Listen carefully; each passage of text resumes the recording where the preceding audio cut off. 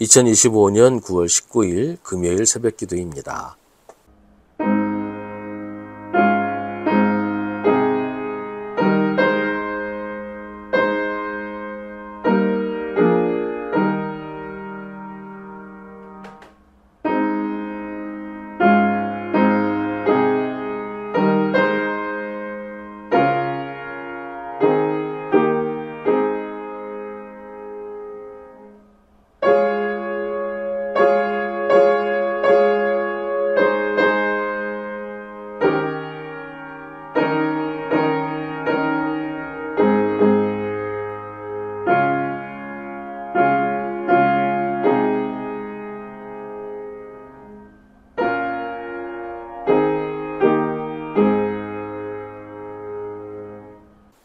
누가복음 17장 1절부터 6절입니다.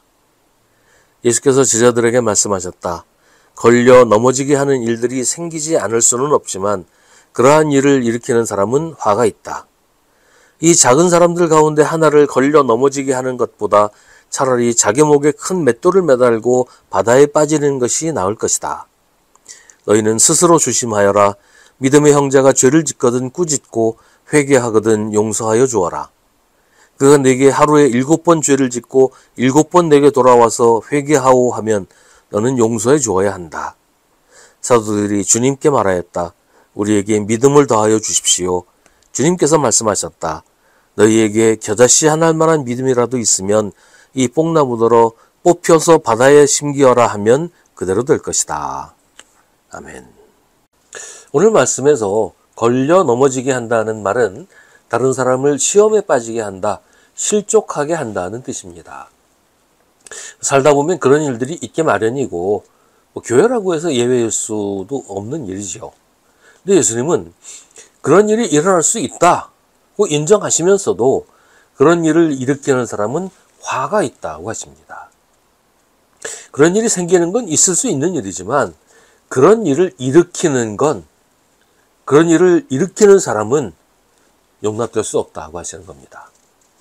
그러니까 어쩌다 실수로 그렇게 하는 그 정도가 아니고 의도적으로 남을 시험에 빠지게 하는 사람, 그걸 실수라고 변명을 하건 어쨌든 간에 의도적으로 다른 사람을 시험에 빠지게 하고 실족하게 하는 사람은 하나님의 심판을 받을 것이라는 말입니다. 예수님은 특별히 이 작은 사람들 가운데 하나를 걸려 넘어지게 하는 것을 경고하십니다. 작은 사람이란 아직 신앙이 어린 사람일 수도 있겠고 교회 안에서 힘없고 가난한 사람일 수도 있습니다. 신앙이 좋다고 하는 사람이 신앙이 약한 사람을 시험 들게 하거나 또 힘있고 영향력 있는 사람이 교회 안에서 약한 사람들을 시험 들게 하는 것에 대해서 예수님이 극단적으로 말씀하십니다. 차라리 자기 목에 큰 맷돌을 매달고 바다에 빠지는 것이 나을 것이다. 이런 일은 교회 안에서 드물지 않게 있습니다. 교회 지도자가 교회를 아수라장으로 만들어서 많은 사람들이 아예 신앙을 떠나도록 만드는 그런 경우도 있습니다. 이른바 믿음이 좋다고 하는 사람들이 두 패로 나뉘어서 서로 싸우면서 교회를 싸움판으로 만드는 바람에 교회를 떠나게 만드는 경우도 있습니다. 교회에 이런 일이 생기면 예를 들면 1000명이 모이던 교회가 100명도 안 모이게 되는 그런 경우들을 많이 봐요. 예수님은 그런 사람들에게 화가 있다고 하십니다. 그럴 바에는 차라리 목에 맷돌을 메고 바다에 빠지라고까지 아주 심한 말을 하십니다. 그런 일들은 예수 그리스도의 몸인 교회를 무너뜨리는 일이고 약한 사람들이 예수를 믿지 못하게 만드는 일이기 때문에 예수 그리스도를 반대하고 회방하는 사탄의 일이기 때문입니다. 3절과 4절은 회개와 용서에 대한 말씀입니다.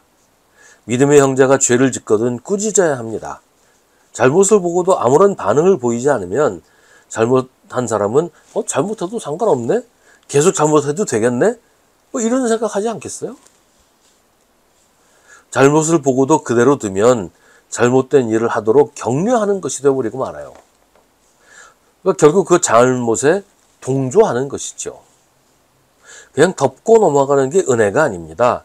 누가 잘못을 하면 지적하고 꾸짖어서 바로잡도록 해야 하고 다시 그 잘못을 되풀이하지 않게 해야 합니다. 이게 그 사람을 도와주는 거예요. 그런데 잘못을 깨닫고 회개하면 용서하라고 하십니다. 그게 하나님의 마음이에요. 회개는 물론 진정한 것이어야 합니다. 근데 우리는 그걸 평가할 수가 없잖아요. 사람의 마음은 우리가 알 수 있는 방법이 없어요. 그래서 예수님은 그가 내게 하루에 7번 죄를 짓고 7번 내게 돌아와서 회개하오 하면 너는 용서해 주어야 한다 라고 하십니다. 어차피 심판은 하나님이 하십니다. 우리 마음 깊은 곳에 숨겨진 것까지 다 알고 계시는 하나님이 그 사람이 회개했는지 아닌지는 다 아시고 판단하신단 말이에요. 우리는 회개하는 사람을 용서할 수밖에 없다.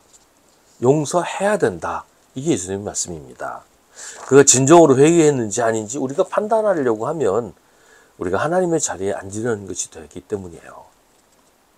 우리는 다만 그가 하는 말을 믿고 자비를 베풀 뿐입니다. 속을까봐 긴장하고 따질 필요 없다는 거예요. 용서는 그 자체로도 가치 있는 것입니다. 그에게 다시 책임을 맡긴다든지 이런 건 또 다른 문제일 수 있겠지만 용서는 우리가 해야 하는 일입니다. 예수님의 말씀을 듣고 사도들이 말합니다. 우리에게 믿음을 더하여 주십시오. 이게 사도들의 솔직한 고백이에요. 자기들은 도저히 그렇게 할 수가 없다는 거예요. 작은 사람들 가운데 하나를 걸려 넘어지게 하지 않는 것도 자신 없지만 죄를 짓고 회개하는 사람을 용서하는 것도 자신 없다는 거예요. 그래서 그렇게 할 수 있는 믿음을 달라고 예수님에게 요청합니다. 그런데 예수님은 너희에게 겨자씨 하나 만한 믿음이라도 있으면 이 뽕나무더러 뽑혀서 바다에 심기어라 하면 그대로 될 것이라고 하십니다. 하나님이 나를 그렇게 용서하셨다는 사실을 믿으면 우리도 그렇게 할 수 있다는 거예요. 많은 믿음이 필요한 게 아닙니다.